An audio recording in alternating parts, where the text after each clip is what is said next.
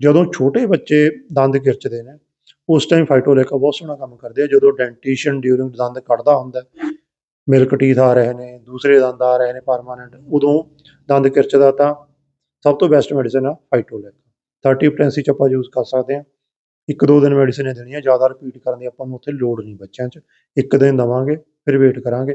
1 drop 1 ਵਾਰੀ ਦੇ ਕੇ 5-7 ਦਿਨ ਵੇਟ ਕਰਾਂਗੇ, ਹਟ ਗਿਆ ਠੀਕ, ਨਹੀਂ ਤਾਂ ਡਾਕਟਰ ਨੂੰ ਜਾ ਕੇ ਆਪਾਂ ਦਿਖਾਵਾਂਗੇ। ਪਾਣੀ ਦੇ ਵਿੱਚ ਪਾ ਕੇ ਆਪਾਂ ਚਮਚੇ ਦੇ ਵਿੱਚ 1 ਡਰੋਪ ਬੱਚੇ ਨੂੰ ਪਿਲਾ ਸਕਦੇ ਹਾਂ।